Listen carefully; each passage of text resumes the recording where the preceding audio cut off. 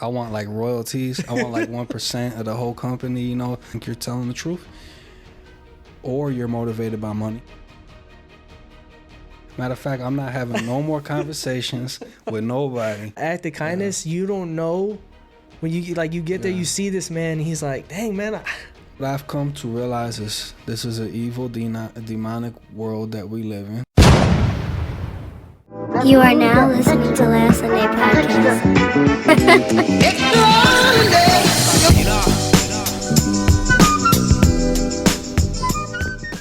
What's up, Last Sunday? How you guys doing? It is your boy Angel the Kid, and we're back. We're back.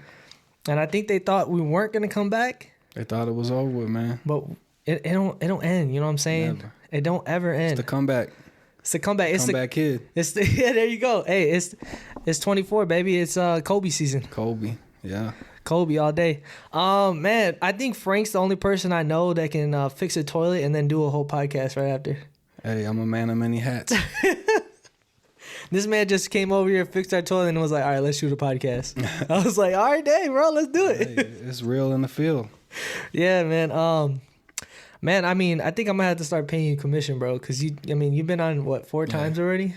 Yeah, I'm trying to make that power move. So, like, I want, like, royalties. I want, like, 1% of the whole company, you know. I don't want the check right now. Just wait till you blow up and become famous, and I want I want to get paid in stocks. You're going to be patiently waiting in the shadows, you know? Go ahead, make the money. Go ahead. Like all the people you see on the podcast talking about, I told them pay me in stock. Matter of fact, pay me in Bitcoin. You know what I'm saying? by the time it blows up, Bitcoin might be more popular. The mark of the beast. Yeah. Honestly. Oh wait, we can't say that on TV. Man, but it's been a minute, man. How you been? Pretty good. Hey, I feel like I'm good, but you know, like life kind of like flies by so fast that you don't even have time to. At least for me right now. Yeah. Life is happening so fast that I don't even have time to like think about like, oh, that feels like it was just yesterday. Yeah. But like a whole lot has happened. A whole new setup, a whole new everything. Yeah. It's a new vibe. It's a new vibe. Year. Yep. And, you know, I'm feeling good. Yeah. No. You know, yeah. I thought I was feeling good last time. Yeah. I thought I was on another level last time, but it just keeps. I think I'm at a point in my life where like, I'm just gonna keep leveling up. You know. Yeah. I'm trying to be the final boss. You know. You're like you were in the Jedi stage. Now you're Master Jedi. I wasn't really into Star Wars. I don't know. Were you into Star Wars or? Yeah, for sure. Yeah. Yeah, I mean, Star Wars is cool. I'm into everything. Yeah, it's a lot. I mean, it gets deep when you really think about it. Star Wars? Yeah, it gets deep, bro. Yeah, I'm trying to read Lord of the Rings. I'm working on my reading, trying to get better so I can get like my vocabulary up when I'm, talking on the podcast and all that. But man, dude, it's great to have you here, bro. I'm happy that it's great to be here. We were just talking beforehand and we had a fire conversation and we're like, we need to start recording because you know what I'm saying. It was good content. It was. Matter of fact, I'm not having no more conversations with nobody unless I'm getting paid. Unless it's on camera. Right. You know, it got to be recorded, stamped, and I want it signed and date. Yeah. This is Frank. I'm like Too Short. I don't freestyle for free. You know what I mean? Everybody's like, "Who's Too Short?" Yeah. I ain't ready for that. Yeah. That's the throwback of the day. Yeah. But man, we were having some great conversations. We were talking about serving one another. Mm-hmm. We were talking about what's going on right now with Vladimir Putin, and I think they just got attacked. I don't know if I want to talk about that because I don't know enough about it. I didn't really look into it, but I did listen to the podcast with Tucker Carlson, which was crazy, bro. He had a whole interview with Vladimir Putin. Dude, the first half of that podcast, all he did was talk about was Russian history. Oh, really? Dude, it was amazing. It was like, what? I'm going to have to check it out, you know. I know a lot already because I'm a history buff. You know what I'm saying? I'm into that. And it's definitely, in my opinion, journalism is dead in this country. Yeah. It's all pretty much propaganda is pretty much controlled by certain people that control it, you know. But I feel like wherever you stand on a certain subject, a certain situation, it's always good to hear both sides of the story. Yeah. You know what I mean? Like you said, we don't have to really talk too much about it. We're not experts on the subject. Right. But it's good to know, it's good to hear you know, everybody's opinion. Because one thing you know for sure is that you're not getting the whole story. If you're just watching the news, or even if you get your news from the internet or whatever, wherever you get your news from, right? You got to be open-minded these days, you know. And everybody's quick to judge. Everybody's quick to like, oh, we got to get this person, we got to get that person. But I mean, like, you got to think about it. Like, what if it was you? You know, that everybody was like, we got to get them. You know, like, the thing is, kind of like how we were talking earlier. Like, not to cut you off, I got a bar that I wrote, and it was like, if it's not you talking, then it's somebody else. So speak for yourself. And I feel like, if you're not saying your truth, if you're not telling people about like a certain situation directly and you're the person involved, anybody can say anything. Right. So it's hard to get the true facts of the information, especially during, like you said, during the social media time, because you got all these different outlets. Oh, this person saying this person saying this, and then you have all these different people, but it's like, what's the truth? We don't know. You know what I mean? It's crazy, bro, how much lies are out there. And, like, you have to speak the truth. It's important. Like, it says the truth shall set you free.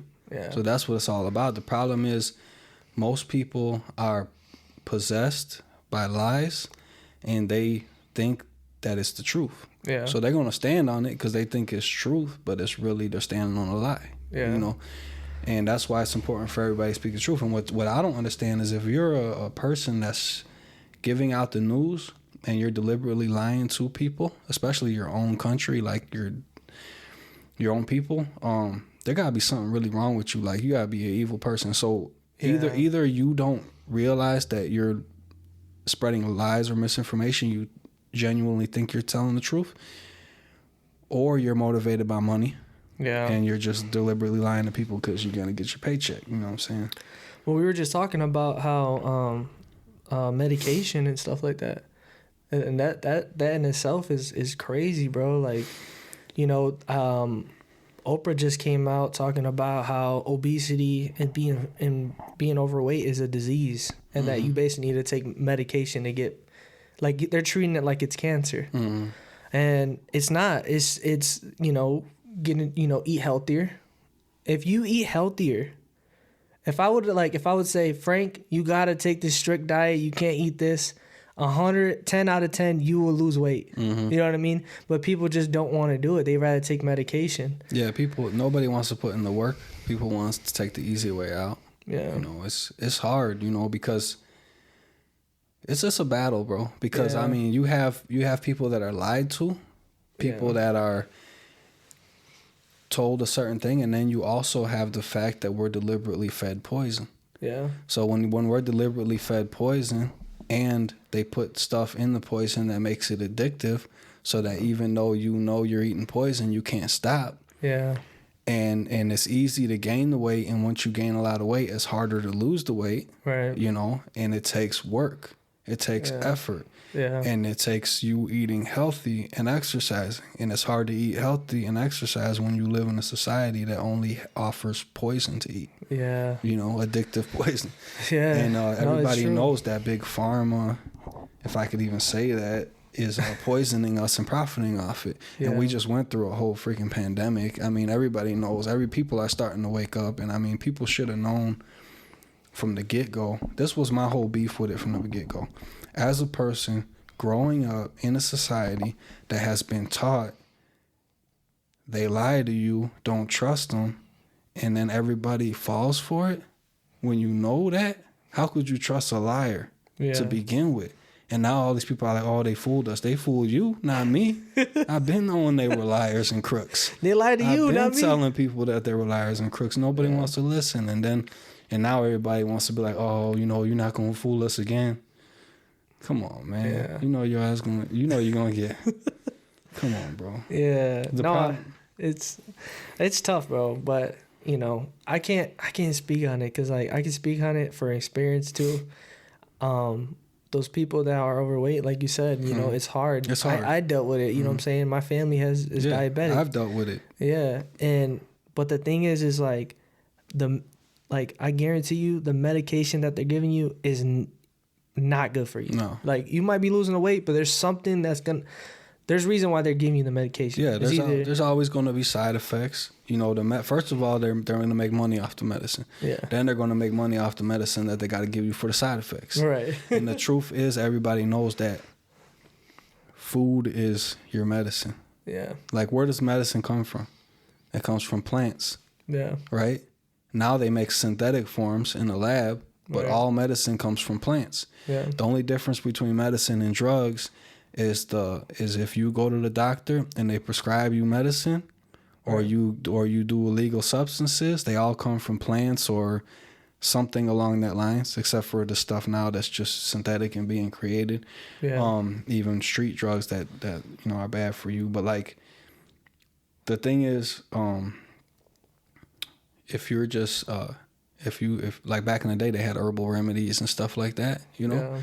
So it's basically medicine is food, and if you take the right food for your body, and everybody's different, you know, everybody has a diet. Oh, you got to try this diet, you got to try that diet.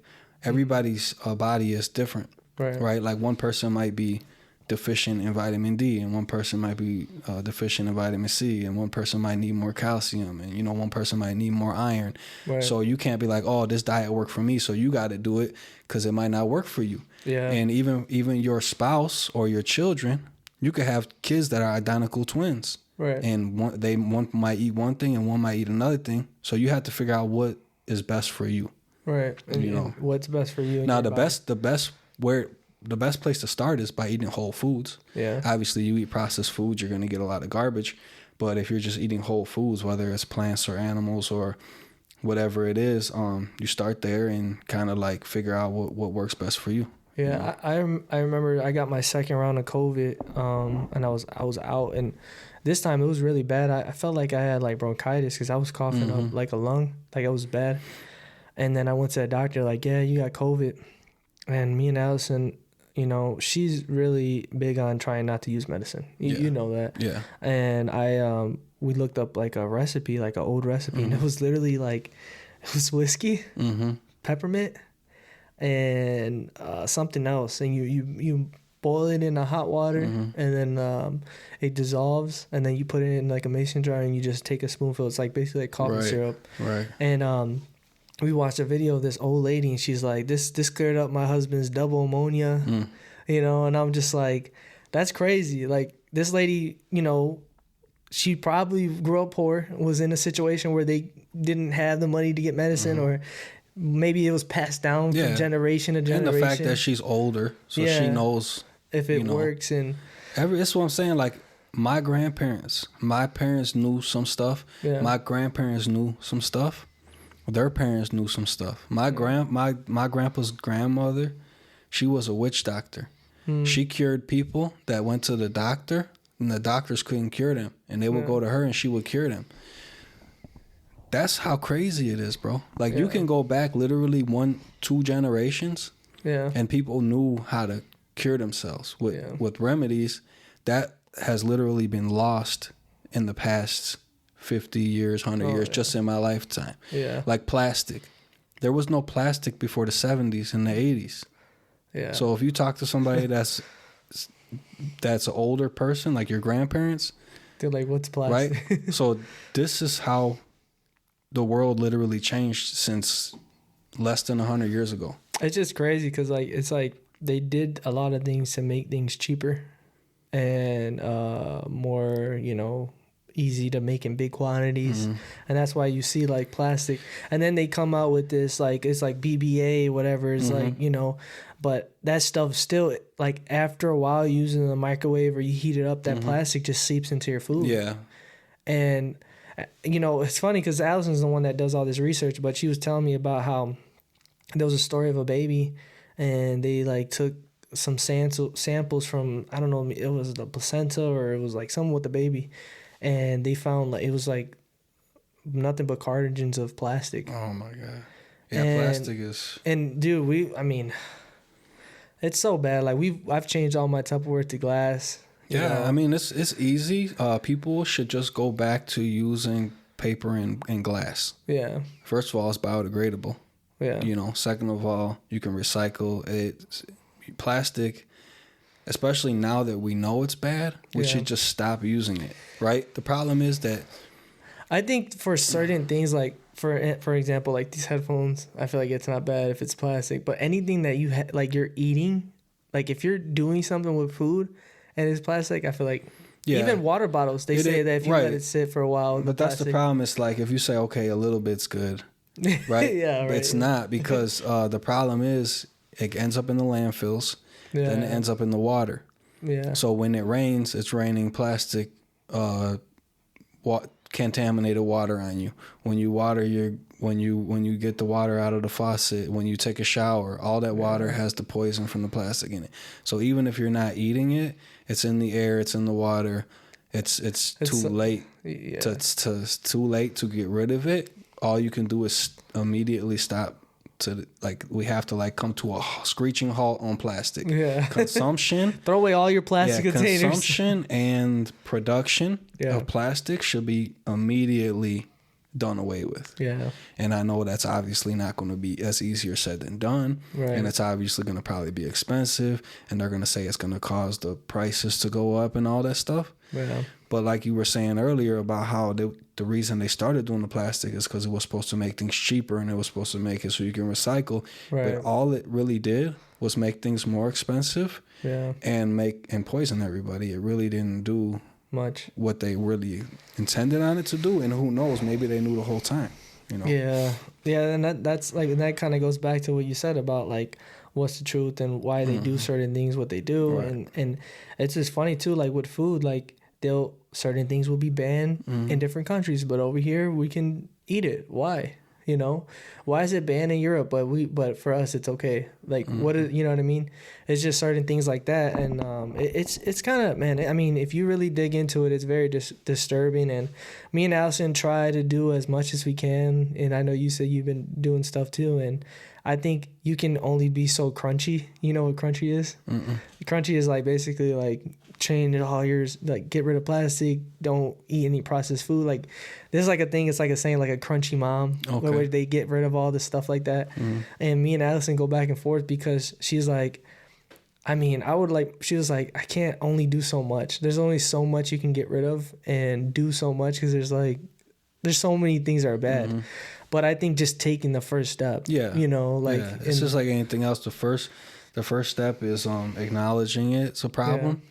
And then you slowly work on it. You know, things ain't going to happen overnight, but you have to constantly grow and learn, and you can't just be hard-headed and stubborn, and you gotta be willing to say, okay, I made a mistake. I need to do the right thing. Right. And then if everybody starts doing it and gets on board, then you can change it over time, you know, but the thing is, unfortunately, we let it get to this point, and it's like you said, there's only so much you could do. You got to live your life, you know. I go back to this Native American ancestors.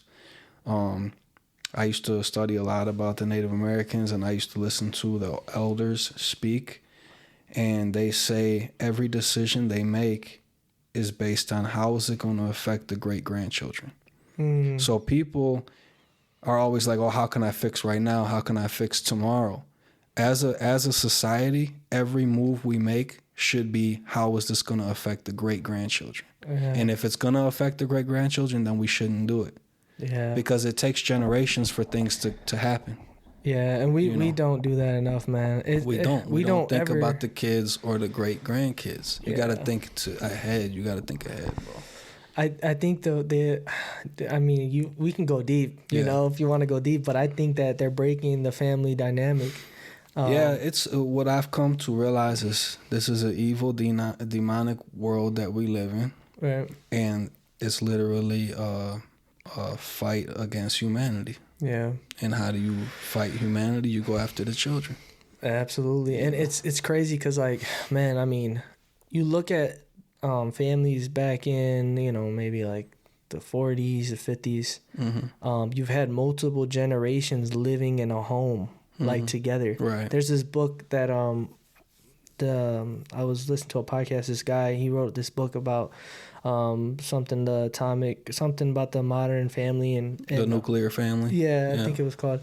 And he was talking about how generations will live in a home. So this is like, if you were hurting, we were all hurting, but we all kind of lifted each other up because we had generations living in the same home. Like you had grandma and grandpa, you had, you know what I mean? You had everybody kind of in this home together, building and making sure, you know, you had people that own land, or like they had businesses, but they had all everything was together. And you know, you see like Jewish people, they're very like, they can go back to their lineage and it'll go back to Christ, like, because they know the generations of their family, like they can trace it back. You know what I mean? We don't have that, and there's so much power in having that. Like, you know, you look at Jewish people, like I think they're like top. I mean, I think like it's crazy. Kanye West was talking about it, how like they own like almost like 80% of everything, like, and it's because these generations of building wealth within the family, and like, you know, working with each other and doing all these things, and we've lost touch of that. You know what I mean? Now, like, it's crazy because it's like now, I think the limit for families are like family of 4, like husband, wife, and 2 kids. Oh, really?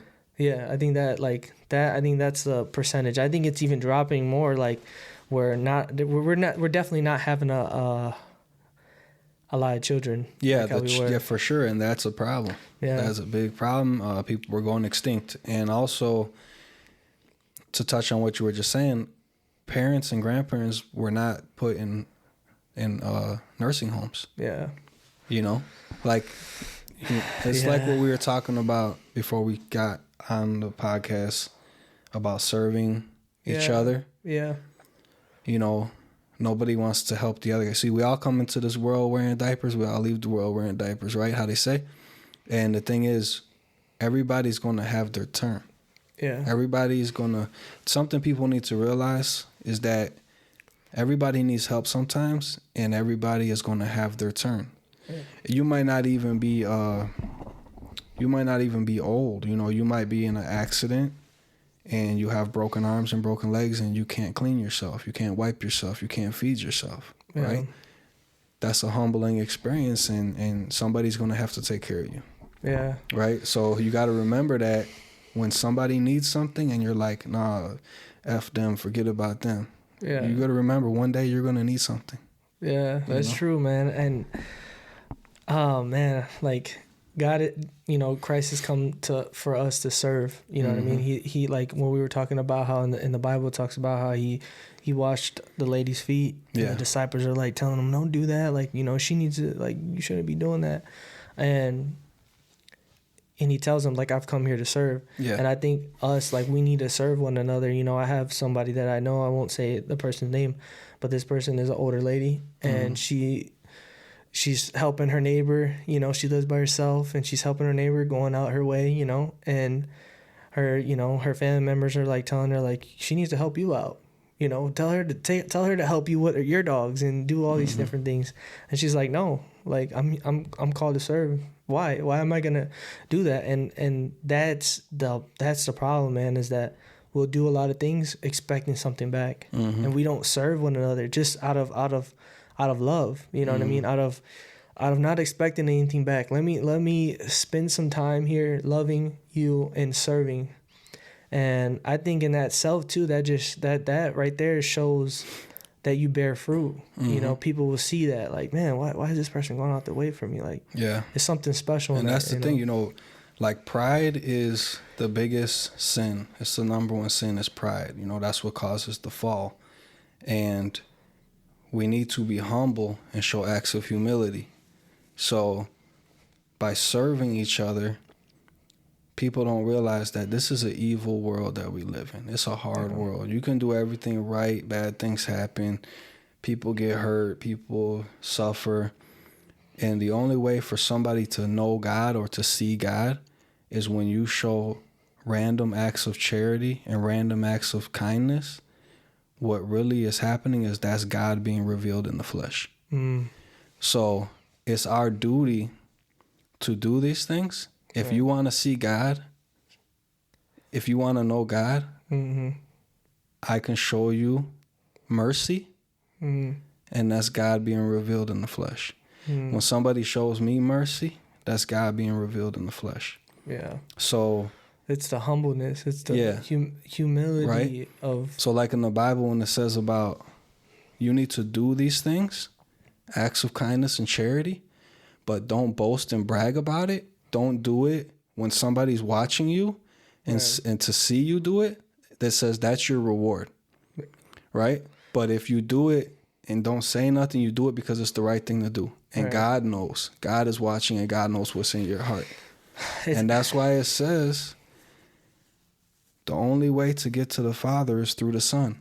Mm-hmm. Because Jesus Christ, of course, is the Son of God, but we are also children of God. Right. And when we do acts of kindness and acts of charity, that's God being revealed in the flesh. Mm-hmm. So if I'm the Son of God and I show acts of kindness and charity and mercy, and that's God being revealed in the flesh, that's how you see the God. That's how you get to God through the Son.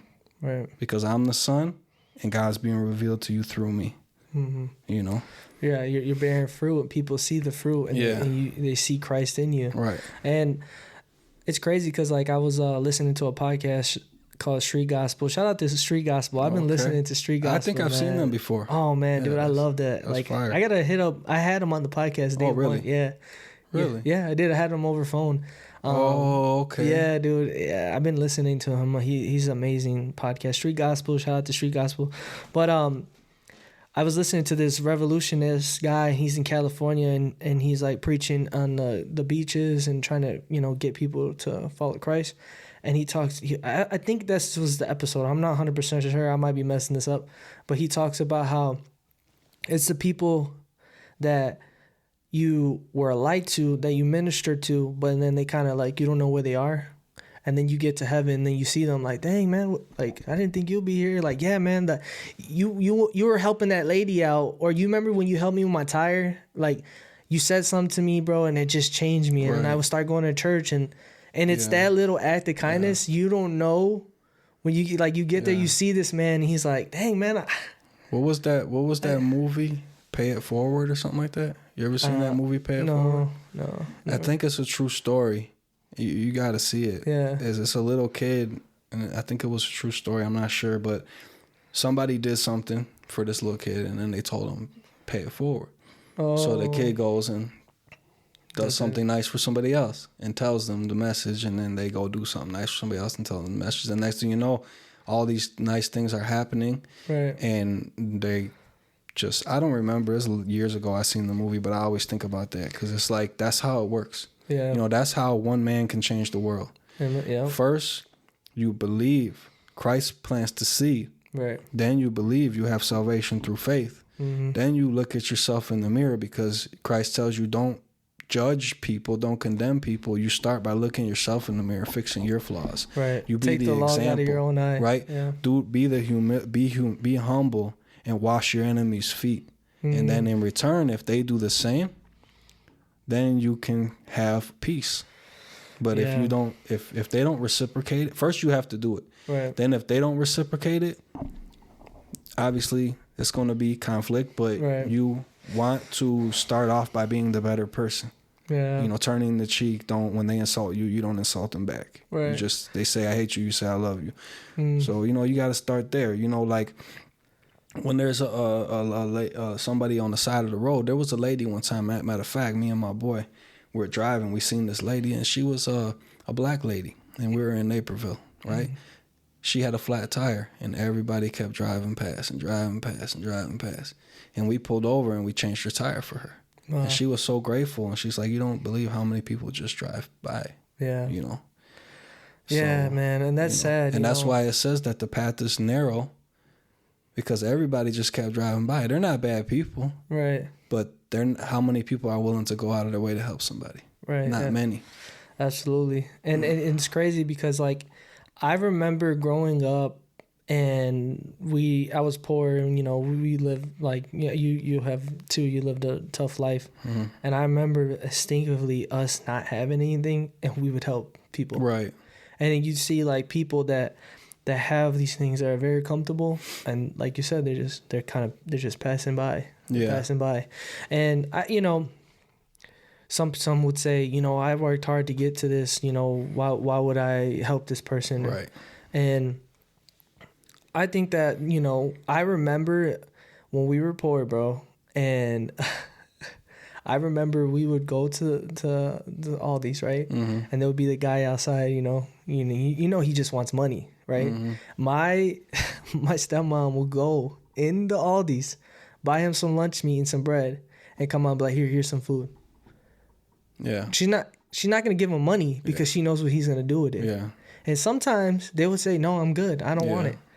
Other times they'll take it. Yeah. But even in that sense, it's like, you know, let's not feed these people to hurt themselves more. Don't feed their addiction. Yeah. But if they're really hurting, I'm going to help you. Right. And if you don't want it, that's fine. But maybe one day you're really going to be hungry. Exactly. And you're going to take this sandwich. Yeah. And if we all feed each other, there will be no hungry people in the world. If we all housed each other, there would be no homeless people in the world. Yeah. If you were cold and I gave you the shirt off my back, then you wouldn't be cold no more. Yeah. You know what I mean? And then I would be cold for a while, and we could take turns being cold. You know what I mean? Yeah. But that's love. That's happiness, right? People want to talk about, oh, I worked hard for this. Is that going to really give you happiness? Right. That might give you happiness for the moment, but what about when, like we talked about, what about when you're in times of need? Right. What about when you're old and you don't have no friends or no family? Yeah. You know, so there's more to life than material things. Right? I don't even care about material things. I don't even care about money. I care about relationships. Even when I was a kid in the hood, I did it for the love. I never did it for the money. They used to be like, man, you don't know how to hustle. You're doing it backwards. You know what I'm saying? And I'm like, bro, I'm not like you guys. You know what I'm saying? Absolutely. You know, it's funny because I'll sell eggs. I'll sell eggs at work. You know, I have chickens and stuff. Yeah. And I'll sell them $5 for a dozen. You know what I'm saying? $5 for a dozen. You know, you out there, you want to hit me up. But nah, I only got 10. I'm over here. You're going to have to wait a couple months, you know what I'm saying, till you get your dozen. We put 11 eggs in every dozen. That's how we get that extra dozen at the end of the week. You know what I mean? Yeah. No, but there's times where the dudes would be like, oh, I'll pay you. And I'm like, yeah. And then I'll tell them, I was like, you know what, bro? Sorry. Yeah. You know what I mean? And Alice will tell me, why are you doing that? You know what I'm saying? You selling eggs, you know? And I do that because that act of kindness, that shows love to somebody that probably wouldn't expect it. Yeah. You know, there's people in my job, bro, that would legit tell me like, man, there's something about you, man. Like you're always in a good mood. You're always happy. You have a good attitude. And it's like that. You're revealing Christ to them. You know what I mean? Yeah. And you're showing them love, you know, and some people might not, you know, just to share a quick story, like my boy, shout out to my boy Heido, you know what I'm saying? I gave him a Bible, bro. I bought him a Bible and I gave it to him, you know what I'm saying? And I told him, I was talking to him about God, and I said, I asked him, I said, hey, bro, would you take a Bible if I bought you one? He said, yeah, I'll take it. It surprised me, and I gave him one, bro, and it's just things like that, you know what I'm saying? People see it, they're like, oh, why did he give you a Bible? Why does he do this? And then there's questions. And then somebody come up to me, hey, you know the Bible well? Like, there's people that come to me, you know the Bible well? I'm like, I know it. Like, I know it, but I need to work on it. But yeah, like, if you have questions, or, you know, if I don't have answers, I'll help you out. And it's those little things that kind of cause like an effect that people see, you know, love through you, that Christ is working in you, you know. And it's just an amazing thing, bro. Like, just one little thing of you being kind to somebody, like me selling eggs and saying, you know what, don't worry about it, keep it. That can have like a whole effect on somebody. You know what I mean? And how they look at things. So yeah, it's a crazy world, bro. One time the other day I was running late for work, you know, doing this third shift thing. My alarm, I must have hit the snooze or something. Alarm going off, I jump out of bed, I go straight to work. I didn't eat. I was hungry. I get to work. The guy that was working before me, he's like, you know what? There's half a pizza in the back if you want it. I said, bro, you don't even know how much I want that pizza. You know what I'm saying? He said, I'm starving, but why? Why did it happen on that day, the day that I didn't have lunch? Right. A couple weeks go by, again, same thing happened. Same type of situation. Oh, there's something in the back, you know. Ooh. Happens on the days that I didn't have, you know, everything happens for a reason, bro. Right. You know what I'm saying? God got his hand in everything. And you people might, oh, that's stupid. That's just one little thing. But I'm just saying that's how I look at my life, bro. Yeah. And even if I have to go hungry, it's not going to make or break me. Right. You know what I'm saying? Like, no matter what, you can't break me because I have the power of Christ in me. Yeah. And once you learn that and once you feel that to your core, There's nothing you want it, because the reason why you want it is because if you take on more of the load, that means somebody else gets a little bit of a lighter load. And that's all I want to do is lighten the load from the next guy, because I could take it. So I tell the Lord, put the pressure on me. But and then also it also says, like, you give the load to Christ. He says his yoke is light. Right. So even you put that onto Christ. And when you're doing nice things and stuff, people will take advantage of you. Oh yeah. And the thing is, a lot of people that I learned from a young age, people I thought were my friends. Yeah. People I thought were my brothers took advantage of me. And the thing is, even though they took advantage of me and it hurt, it can't break me because I'm so strong. You're like Tupac. You're like, I ain't mad at you. Exactly. Because the thing is, you could tell, like, let's say me and you do something and you go and you tell a story, your side of the story. Right. And everybody believes your side of the story and nobody believes my side of the story, right? But when me and you are face to face, you got to look me in the eyes and you know the truth. Yeah. So that's worth it for me. You know what I'm saying? It's worth it for me because I don't care. You lied about me. You made up the story, your side of the story. But you know what when you look me in the eyes, when you stand me face to face, who you going to lie to? You going to lie to yourself? You going to lie to God? Can't lie to me. I know the truth. You know what I'm saying? So that's for me, crazy, is what makes it worth it. Yeah. And because things will that's you know what that is, bro? That's humbleness. Yeah. That's having humility. Right. And that takes a lot. And things will happen in your life, but in the grand scheme of things, in the full spectrum, when you live like that, if you go throughout life and you interviewed all the people that I've had encounters with throughout my whole life, even my worst enemies, or just a person I met for 30 minutes, or somebody that I've known for 30 years, they're all going to have the same response, that he's a real one. You know what I'm saying? So, hey, you count me as a real one, right? Yeah. I wouldn't be here, bro. Hey, man, I wouldn't be here and you wouldn't be here. Let's go. That's what, you know what I'm saying? That's all. That is 100% how I look at it too. It's like, let me be real to you, and at the end of the day, all I can say is I know what I did. I know the man that I was. What I could tell you is 100%. I don't know if you need to hear this or not, but you have been a blessing in my life. We'll just leave it at that. You have been a blessing in my life, because my life is Allison. Yeah. My life is Jennifer. Yeah. My life is Daniel. Mm-hmm. That's my life. Yeah. So you have been a blessing in my life. You're like, man, who's this little punk right here, man? You know what I'm saying? No, man, I mean, you guys embraced me from day one. And then now my life is Elias and Elizabeth. You know what I'm saying? That's what I live for. Yeah. That's my purpose. You know what I'm saying? I'll since day one, like I said earlier, I do it for the love. Amen. So, and this is the thing, it's all about unconditional love. Yeah. So everything has a condition. Mm-hmm. Relationships, friendships, they have condition, which is understandably and as they should, because we all should treat each other with respect. It should be reciprocated. Right. God is the ultimate love. God loves you so much that he gave you free will. Right? So the only way to have true love, true unconditional love, is to have free will. Because if I love a girl, I can't force her to love me. Mm-hmm. If I force her to love me, it's not real. God could have created us he could have programmed us to just naturally love him and worship him, but he didn't. He gave us free will because he loves us. Mm-hmm. Because that's true unconditional love. That's the only way. That's how you know God is real, because you have free will. So if I love a girl, I cannot force her to love me. But if she chooses to love me, then that's true love, right? Because I'm not forcing it. That's her choice, right? With all my flaws, she chooses to love me. Mm-hmm. Unfortunately, she might not love me.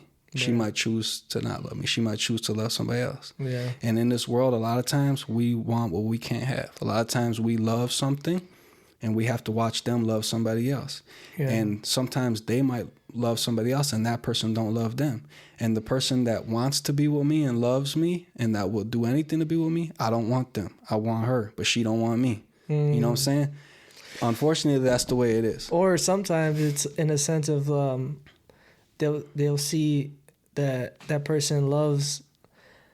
I think sometimes too it's like they see somebody and they say, oh, if I was with that person, I feel like things would be better with that person, and they do a comparison. Right. And I think that right now with social media and how many options. Well, social media too. has ruined relationships. They've ruined dating. They have ruined the reality of life and realistic standards. Right. Right. And they've ruined people's ability to have patience and trust and all this stuff. Right. And we'll touch on that because that's very important. We'll touch on that. But I just want to make one point real quick before I lose my train of thought. That it's like you said, people are looking at it like, what can I gain from that? Right? And like I said, it's conditional love. But the only way to have true, genuine, unconditional love is through free will, right? So we choose to reject God, right? That's our choice. Right. So God sends his only son into the world. And what do we do to him? We killed him. We nailed him to the cross. Yeah. You know what I'm saying? But they knew we were going to do that. And that's how, he resurrected. It was even better. There's nothing we can do. But how many people love God based on the condition that they're going to go to heaven? We want to talk about conditional love or unconditional love. How many people would love God if they weren't going to go to heaven? If there was no reward in it for you, would you still love God? I think. You see what I'm saying? Me personally. Are you asking, or are you just saying? Okay, I'm just making a statement, but I'm gonna let you answer that. Okay, I'm gonna let you answer that because this is the thing. People look at it as, I love God based on the condition I'm gonna go to heaven. Right. They might not say that or think that, but that's what it is, right? Everybody has this mentality: when I die, I'm gonna go to heaven or hell. I don't want to go to hell. I want to go to heaven. People don't realize that heaven and hell go hand in hand. Like I always tell you since day one, the only way to get to heaven is to go through hell. You can't have one without the other. That's my personal opinion, right? But people only love God based on the condition you're going to go to heaven. But me, when I was in my lowest moments, God was there. When I had nobody, God was there. When nobody loved me and I thought nobody cared about me, God was there. Amen. When I needed to be picked up off the ground, God was there. Is that not enough? That's literally what I was. You know what I'm saying? Is that not enough? So you're telling me everybody's going to love God based on the condition whether you can go to heaven or hell. Right. But it wasn't enough that he was already there, that he's been there with you the whole time. When you're going through hell. Right? Yeah. So that's the thing that people need to realize. Yeah. You need to reciprocate the love back to God that he shows you. He showed you when I was a sinner. Yeah. When I was completely rejecting God. I want to do a round of applause real quick. Hey, when I was completely rejecting God in my sinful ways, and I was doing drugs, and I was stealing, and I was ripping people off, and I was selling drugs, and I was doing all these things, the consequences for my actions could have been so much worse. When I went to the county, when I almost went to prison, it could have been so much worse. But in my lowest moment, when I was a sinner rejecting God, he showed me mercy. Is that not enough? I am forever in debt to God, forever. I don't even care about going to heaven. I don't even think about going to heaven. My main mind state is reciprocating the love that he showed me. Yeah. Right? That's all I need. Yeah. And for you people out there that's not happy with your blessings that you've received and you're overlooking them and you want more and how come God's not doing enough? You're not realizing that he's the friend that you call when you need something, but you don't ever call him unless you need something. But when he calls you, you don't answer the phone. Preach, right? Brother. So you need to look in the mirror. Hold on, man. Round of applause. Come on, baby. I gotta let it play out. That was amazing, bro. Go ahead. I'm sorry to cut you off. And the thing is, if you that's where you start. You start there, bro. You want to take it to another level. You want to love your enemy. Like Jesus said, love thy neighbor, love your enemy. That's a whole nother level. But we'll get there. But people not ready. Amazing. People not ready for that yet. No, but that for to answer your question, that's how I look at it. I remember distinctly, bro. I was down, bro. I lost my pops. I was having my son around the same time that I lost my dad. And if God wasn't there, in that time, I think, and I was in a different circumstance, I probably would have been a whole other person, you know. And, you know, and not just even that time in particular, but just throughout my life. I told Allison, like, when I was 12 years old, I remember I went to church with my mom, Pastor Jackson. I remember I'm going to try to get him on. I didn't even do it full-heartedly. But for some reason, when I accepted Christ that day, I felt like God always had his hands over me throughout my whole entire life. Even when I wasn't doing what I was supposed to, there was always, I felt God's presence. There was like multiple situations in my life where God, I know God was there, you know. And I still, like, there's times now, like, you know what I mean? Even though right now I'm way more blessed than I can ever be. Like, you know, I still see God moving and doing things. Even like right now, us having this conversation and doing the podcast and doing what I'm doing now, like, I see the blessings that God is doing, like, using me. But I have the same mentality as that. It's like, who am I to say I don't want this relationship with you when you brought me out of the lowest of my lows when I didn't deserve it? That's one thing too. It's like, we don't deserve it, man. Yeah. You know what I'm saying? We're literally like, I mean, the love and humility of Christ to do what he did for us, and we take advantage of it. And you know what's the beautiful thing to that, though? You know why it's so beautiful? Why it really hits different with me? Because when you start to learn the scriptures the way I've been learning, and you learn about these stories of the Virgin Mary and all this stuff, like when you break down the individual stories and you learn, that's what it's really about. It's about the fact that, first of all, we're not worthy. We don't deserve it. Yeah. Secondly, God comes to us in the form of Christ, and he tells us, no, you are worthy. You are the chosen one. You are worthy of the glory of God. You do have the opportunity to repent for your sins and have a second chance. Amen. You know, the Virgin Mary, that was her response to God when God came to her and said, look, you're going to have my son. And she said, I'm not worthy. I don't deserve this. Not me. And God said, no, you are the one that I love you more than, like, however they said it. So yeah, that's us. You know, like in the Bible, Mary, it means man's rebellion. So us in our rebellious state, in our fallen state, are still worthy of a second chance. Amen. Through the blood of Christ. Amen. You know. Yeah, and he washes it clean. You know what I'm saying? Yeah. He washes. So you have to repent. You have to change your life. Yeah. And if you don't, you're gonna continue to go through hell. Yeah.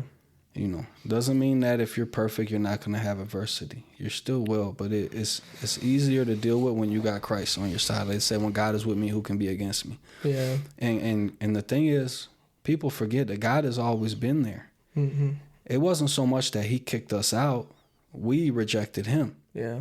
You know, and just like when Christ comes and he says, I was there in the beginning.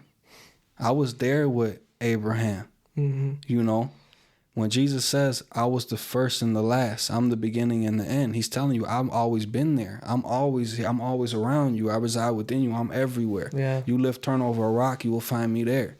Yeah. He said, if Jesus says I'm the first Adam and the last Adam, and Adam is mankind, then Jesus is saying I'm the first man and the last man and everybody in between, which means I'm you, I'm me, I'm everybody. I am Jesus. I'm the Son of God because I was born, came into this world through the womb and revealed myself to you in the flesh to show you my mercy and my forgiveness, to take on the sins of the world. Right. But also to show you that I've always been here and I reside within you and I will never leave your side. Yeah. That's how we know he's God and the Son of God, because he was the Son of God who came through the womb in the flesh, just like the rest of us.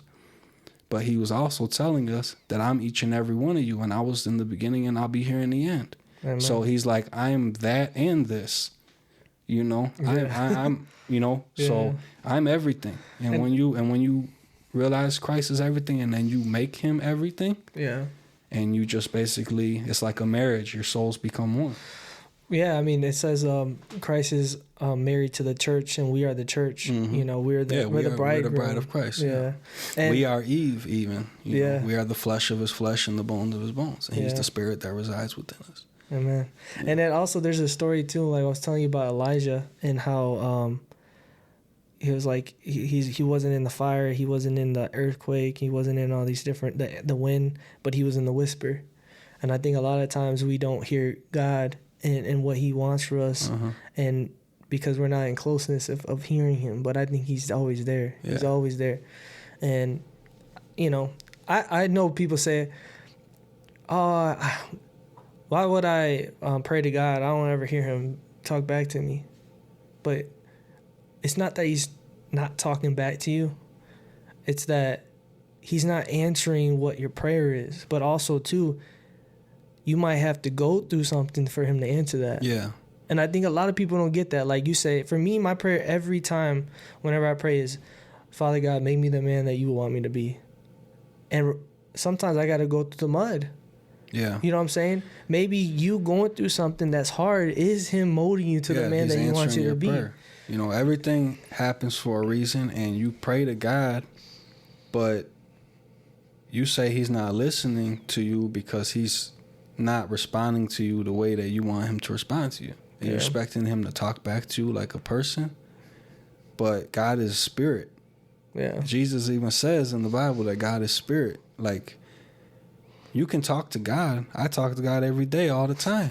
You know what I'm saying? And he will talk back to you, but he's not going to talk back to you necessarily in the form of words like a human being. But you got to be able to pick up on the signs. It's like when you went to work, you were hungry. Yeah, exactly. And then the guy said, "Hey, there's a pizza in the bag." mercy on you, right? And the thing is, it's our job also, like we're saying, to do acts of kindness so that God could be revealed to the world. But when you ask God for a prayer, just because it doesn't happen immediately, don't think he's not working on that. Right? Sometimes it takes time for these prayers to play out, right? Yeah. You don't know what's around the corner. Right? And sometimes you might be praying for something because you're going through it, but you don't realize God already has a plan for you, and you're going to realize that you were praying for, that was foolish. You shouldn't even have cared about that because it was leading you up to something different. Yeah. And not only that, but you got to look at it like this. There's 9 billion people on the planet. There's a lot of people going through bad things right now. There's people in Ukraine or wherever getting blown up. And the thing is, there's some woman out there somewhere being sex trafficked and some child, being abused, and you're over here praying for something petty, like to win the lottery or something, Everybody's praying for something. So who is God supposed to answer their prayer? Mm-hmm. Right? If I'm praying for one thing and you're praying for something that is the opposite of what I'm praying for, who is God supposed to answer? Who is he supposed to do it for? If he does it for me, it hurts you. If he does it for you, it hurts me. Right? If there's a man out there praying that his life sucks and he's in love with his secretary, he wants to leave his wife, and his wife is praying, God, fix my marriage, I love my husband. Who is God supposed to answer? Well, definitely probably the wife, because there's obviously, right? But I'm just saying, everybody's praying for something. Right?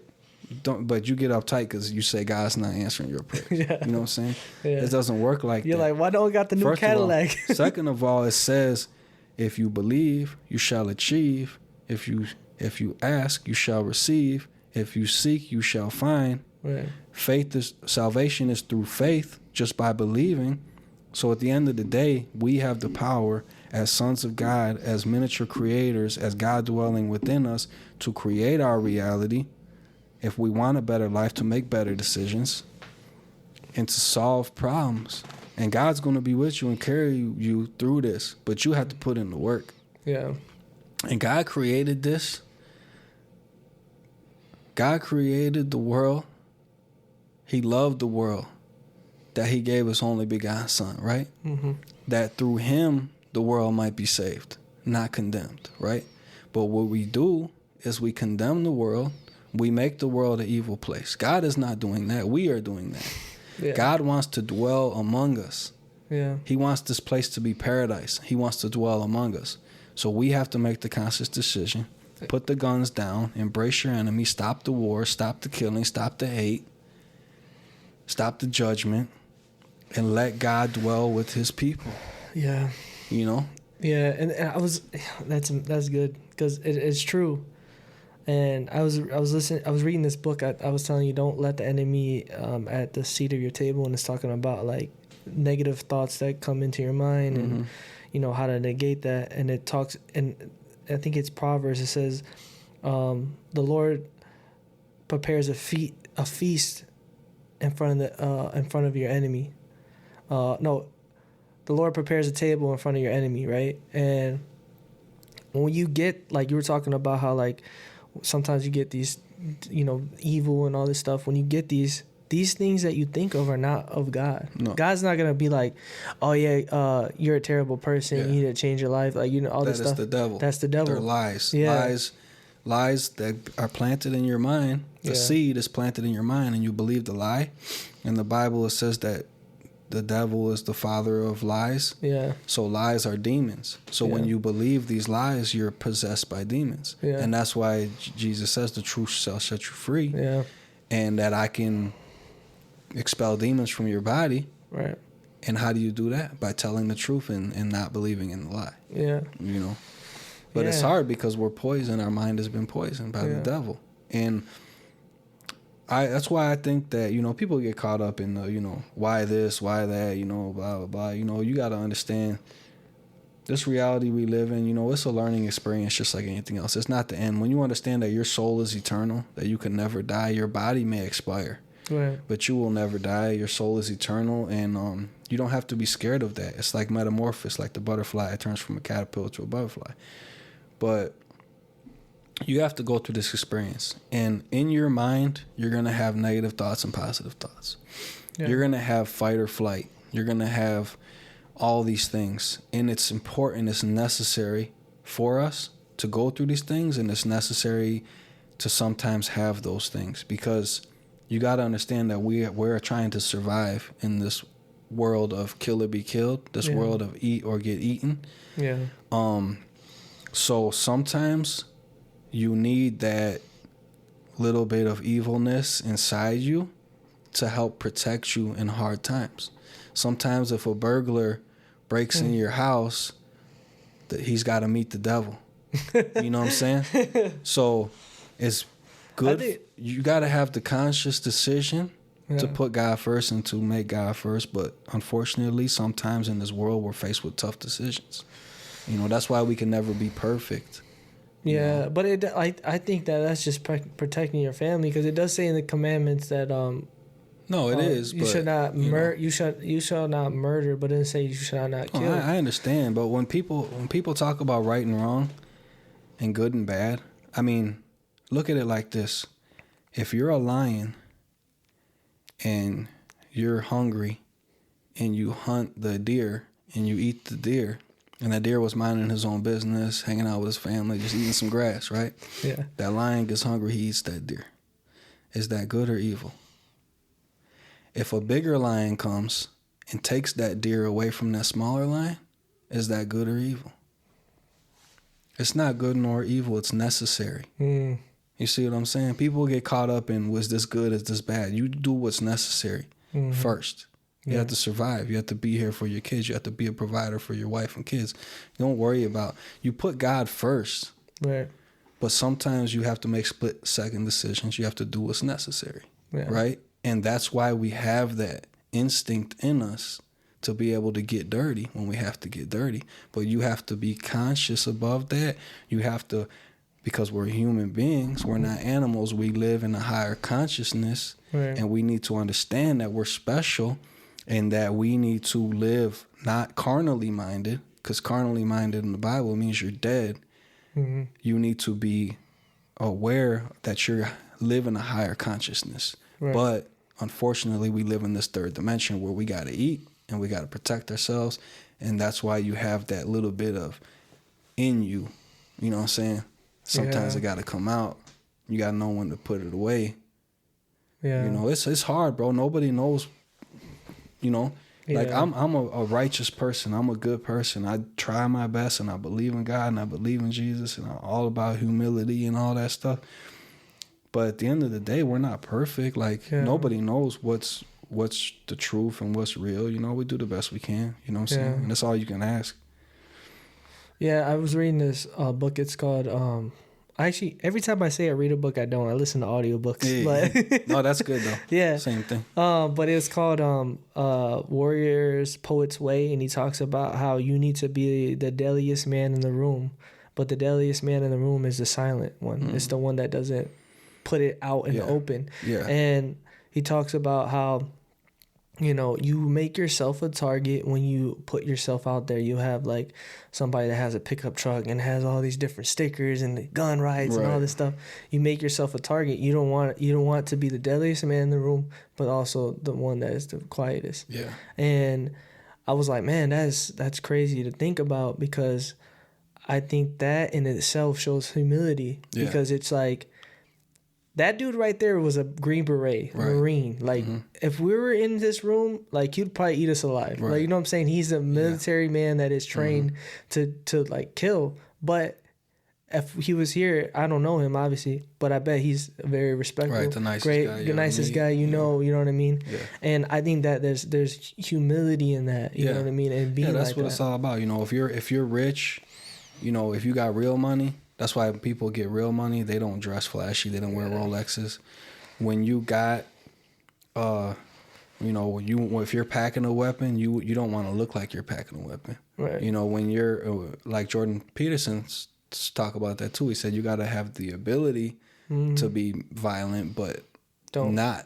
To be able to make the conscious decision not to, you know. Right. And that's what it's all about, you know. That's what it talks about in the scriptures and all. I mean, that's what it's all about. That's what life is about, you know. But, you know, I've watched people with technology coming from, this is why I'm got the edge on a lot of people. Because when you come from a lifestyle that I came from, people will put a sign on their door that says, "Don't trespass, I'll shoot you." Right. And people will post pictures of all their guns on Facebook. And then they'll post a picture, "Oh, I'm going out on vacation for a week." And then all the homies going to run in your crib, you know? So you don't want to be a target. You don't want nobody to know. Right. But you want to be the guy that's capable of doing that if you need to do it. Right. But don't showcase it to the world. Yeah. You know, and that's what it's all about. Doing things, but not... You know, people want to be flashy. They want to show off. They want to be the man. That's their pride. That's their ego. That's what it all comes down to. Yeah. And that's why I think a lot of, like, I was, you know, with Elias and the kids. I had Elias on the podcast when he was little. Yeah. And Elizabeth when she was a baby. But I think moving forward, me and Allison agreed that we don't want the kids on here because there's people out there that you don't know, you know, and they're evil. And I want to protect my kids. And I don't want to be safe than sorry. And... You know, sometimes you got to think about that stuff. Yeah, you know? And I never really thought about it because I was like, you know, they're kids. But it is true. Like, you don't know who's looking at your kids. You don't know. People are just bad people. And it brings me to a story, too. There's this pastor named Paul Washer. Great guy. You guys should look him up. He's like, man, dude, this dude is amazing. He talks about how his wife is Peruvian. And he goes to Peru with his wife. And they're in this boat or whatever. And he's like, he was worried because he's like, man, he's in a different country. He doesn't know these people, you know, they can rob them or whatever. And he said to himself, or he was saying how, like, they can do anything they want to me. Right. They can kill me, do whatever they want. But as soon as they touch my wife, then I have to do something. And I think that in itself is like dying to yourself as a man. When you have responsibilities for your family, you legit have to die to yourself, and sometimes that means in the physical. And I think as men, that's why, like, when I come to you, I talk to you about different things. Like, I want to learn jiu-jitsu. You know, I've been trying to lose weight, do all these different things because at the end of the day, I have to protect my family. You know what I mean? And we don't ever want to get to that point, but at the same time, like, you know, Paul talks about how you're to die to yourself like Christ died to the church. And I think that's in a sense of dying to your value. Like, dying to yourself is your wife, it talks about how is your emotional half and how you're supposed to love on her, you know, and dying to yourself is like, you know, not being a macho man and, you know, all this different stuff too. But I take it in a physical sense as well. It's like sometimes you might actually have to die for your wife. Yeah. And you might actually have to die for your family to protect them. And, you know, all blessing to God that, you know, some people have to do that. And we here, I don't think enough people have to do that. You know, we live comfortable lives. Yeah, people are comfortable, and that's the problem. But it's like, are you willing to do that? And, you know, in that book I was telling you about, the Warriors Poet Way, it's called Warriors Poet Way, How to Live a Good Life and Die Well. And he talks about how you shouldn't fear death. And that's one thing I've been trying to work on, because I don't fear death in a sense I'm scared to go to hell, but I fear death because I don't have anything to leave behind. Yeah, that's the thing. You know, at the end of the day, when you die, everybody has regrets. Like, you could be the perfect person, but you're always going to be like, oh, I should have did this different. I should have did that different. And now you have responsibilities. So when you're younger, you might not have responsibilities. You have nothing to lose. And when you have wife and kids, you have everything to lose. Yeah. And that means that you might have to do the ultimate sacrifice, you know, which is your life to protect theirs. Right. And I mean, I'm a gun advocate. I tell people all the time, like, Second Amendment advocate, like, everybody should have a firearm, know how to use it, but hope that day never comes. Absolutely. You know, so I mean, that's what it's all about. I saw a podcast with Joe Rogan, and then it was the guy from you know Ching Ching Chong. Yeah. It was the other guy, not the older dude. It's like like that guy from that '70s show. Oh yeah. Yeah, he's like, if you have a gun, like, you're just ignorant. Like, what do you need it for? And he's like, what do you mean? Like, you need it to protect yourself. He's like, you think someone's really gonna come and break into your house? Like, you're just that's just being selfish. And I'm like, and Joe Rogan was kind of like telling him, like you, And also too, I think that a lot of people don't talk about this, but we can get into it if you want. But it also protects us from tyranny. Oh yeah, that's what it is. That's the main thing is tyranny. Yeah, tyranny. Sorry, tyranny. You don't. That's why I'm trying to read books, man. It's to keep your government in check, to keep the police in check, to keep anybody else, foreign or domestic, that gets the idea in their head. Yeah, you know, just know that you might, you know what I'm saying, gonna meet fire with fire. Yeah, it was a comedian. It was funny because it was like, he's like, people be worried about like alien invasions and stuff like that, and then they're gonna come and they're gonna come around. The army's gonna come, and then the South people they're gonna see all the aliens. I'm like, y'all late. We already took care of it. You know what I'm saying? You know, all these people, like, you know, because these, you know, down south, they're, you know, the farmers. They're ready to go. You know, so it's a different lifestyle. You know? And you know, I think that they're like people, like you said. People say, let's get rid of guns, let's not do it. But I think it's what you said, people are ignorant to how to use them. They're not properly formed. Guns are bad, guns are evil, guns are scary. I didn't invent guns, I didn't come up with the idea of guns, but unfortunately there's a lot of guns out there, and there's a lot of bad guys with guns out there. So I don't want to be the one without one. I mean, you could do that if that's what you want to do. Yeah. That's your choice, you know, but I'm not going out like that. Right. You know, because I have people that count on me, people that depend on me. I have standards, you know what I'm saying? I have a way of life that was given to me by soldiers that died for my freedoms, and and for my family to be comfortable, and I'm not going to insult anybody, and I'm not going to and all I'm going to do is it's my God-given right to protect myself and my family, period. So, absolutely. I mean, it is what it is. Some people might not like it, but that's their problem. I think that I think that too, it's like very dangerous for someone to just be like, all right, gonna go buy a gun, gonna buy the biggest gun, and that's it. Like, they don't have no training. They don't get informed on how to use it. Yeah, I think that's dangerous too. It is. That's why I encourage people to don't just buy guns, and you have to learn how to use the gun. You have to practice. You have to, like we were talking about earlier, I said a gun is a tool. You know, you don't want to get a jackhammer to when you need a trim hammer. Mm-hmm. So the thing is, like, you buy a gun, you learn how to use it, you go through training, you know, whatever you got to do. Fortunately for me, I was raised that way, so I knew, like, better, you know, but it's a scary thing, you know, but people get hurt every day. People work with power tools. You do construction work, you work with power tools. Yeah, my finger. I hit my finger. So you can be killed. People are throwing up right now. You can be killed by an accident at work, by like a crane operator or something, you know, like it's a gun is a tool, and it's a dangerous tool. Yeah, absolutely. You know, you have to know that, understand that. Yeah, and you got to get properly. And it takes lives. And people watch movies and they think it's like Rambo. But if you grew up hunting and you know that you've seen a living thing get its life taken by that bullet. Yeah. And when you've shot that rifle and you felt that power, then it's a different perspective than somebody just going to the store and buying a gun and never shot it before. Then you're going to wait for the day that the intruder breaks in and you don't even know how to put the gun off safety. You know what I'm saying? Yeah, no, that's true. And all he's going to do is take your gun from you and shoot your wife with it. Yeah, you know? That's true. So it's funny because well, I guess it's not funny, but it's crazy because Allison was telling me about the house on the prairie and how his they call him Pa because, you know, it's dad, and he goes and he's hunting for a deer. He's been hunting this deer for 3 days, and he goes and he's looking at the deer and it's drinking its water, and he was saying it was like so like majestic. It was beautiful the way it looked, and he was kind of mesmerized, and he paused, and then he thought about his family, and he thought about how they haven't ate, and he had it, and then he shot the deer. Yeah, you know, and that like us as a culture, we don't have to do that. I know there's men out there that hunt, and that's amazing. I really want to do that, but I think we're so subjected to that. Yeah, that's the problem. People go to the store, they buy their chicken at the store. They don't have to kill it. They don't have to defeather it. Yeah. They don't even realize that what they're eating is like a living thing that had to die for them to live.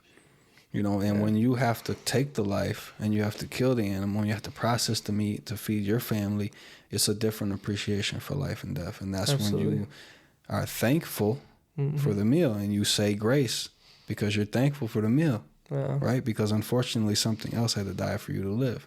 Yeah, and that's where I'm trying to get puts things in perspective, and that's why some people choose to be vegetarians because they don't think it's right to kill things, but it's just it is what it is. It's just a sad reality we live in. That's what we always talk about. Like, we want to be good, we want to be godly, but we're only human, and we live in this reality of life and death. What are you gonna do? You choose. And it's like how we were talking about before. Like, it popped in my head. I just want to put it out there. In the Bible, it says the meek shall inherit the earth, right? I heard somewhere, I'd have to go back and look at it, that in the original text, in the original translation, the word that they used, I don't think it was meek, but it might have been meek, but it was some word. And what it meant was the person that has the sword and knows how to use it, but keeps it sheathed. That's who will inherit the earth. That's what the meaning behind that is. It's crazy. It's more than just being meek. It's like we were talking about having the ability to do violence, but choosing not to. That's crazy because, you know, when, was it Peter? When he sliced the Roman's ear off, what did Jesus say to him? He said, devil, get from behind me. He called him out. Okay. But this is a lot of people don't realize this. When they were doing their mission trips and Jesus was sending them off, he sent them off with the sword still. You know what I mean? He didn't say don't bring it. Yeah.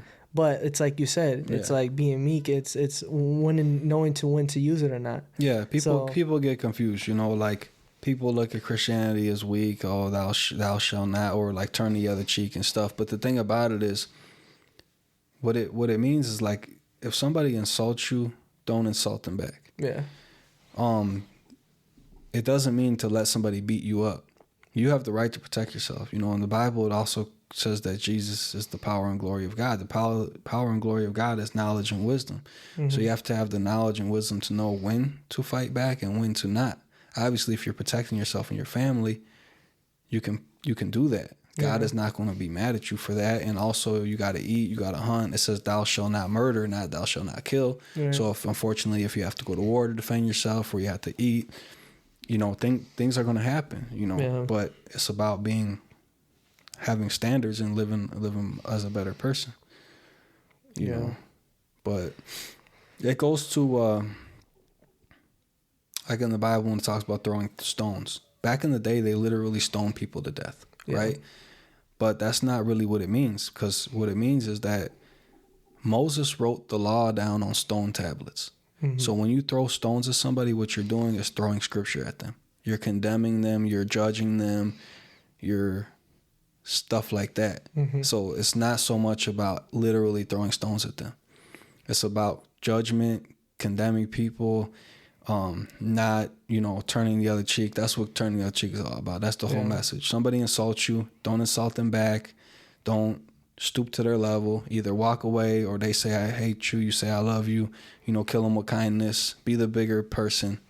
Show mercy on people. But have the power and wisdom, have the knowledge and wisdom to know when to show mercy and when not to, Yeah. So, I mean, this a dirty game. It's a cold world. It is, man. Oh, man. But, man, it was great to have you on, bro. Yeah, it was great to be here. Like I said, I feel like at this point I'm gonna have to start paying you commission, bro, because you just been, you've been. I told you, I want stocks, bro. You be coming through for me, bro. I want shareholder, however you say that. Yeah, right. I think you've been on the podcast like 4 times already. Yeah, and I'm ready to do another one because it's good to end on this note. But I mean, we could. I feel like we can go on for hours, bro. Talk. I mean, honestly. Yeah. But man, it was great to have you on. I appreciate you coming through, bro, and. I thought to myself, if I was gonna do an episode, like who not to have back, especially on a whim. Yeah. And what I say is, look, I'm blessed, bro. Yeah. I'm happy to be here. I'm just happy. People don't understand. Just being alive and free is what makes me happy. Yeah. It don't take much, bro. I mean, just being in the presence of my family. And, just living and being free. What more could you ask for, bro? Amen. At least for me, I could be, so. Yeah. Hey, God is good. God is good. That. And yeah, man, I'm just grateful for you, bro. And we'll definitely have to get you back on. And just be ready for part 2 of this season. Be ready for part 2. And catch you guys on the next one. Like I said, baby, we are back. Last Sunday ain't going nowhere. I know a lot of you guys thought we were leaving. I know it's been a year. It's been a year, bro. We're gonna come back and better and stronger than ever. Yeah. And this is our year. Yeah. And we didn't get to touch on that, bro. What? 2024, according to astrology and astronomy and all that stuff, for those of you who are into that, the stars are aligning. This is going to be a good year for us. Kobe season. For some, it's going to be a bad year, but those are the people that God needs to humble them. But the rest of us, it's going to be our time to receive our blessings. Yep. Be a light. Be a light. So just remember that this is the year for the blessings. So be ready for it. Acknowledge it. Appreciate it. Don't let it pass you by. Amen. All right. Catch you guys on the next one. All Peace. Right. Peace. Boy, what you doing? You just got... Okay, let me stop playing. What's up? It's the kid. You just got done watching an LS production.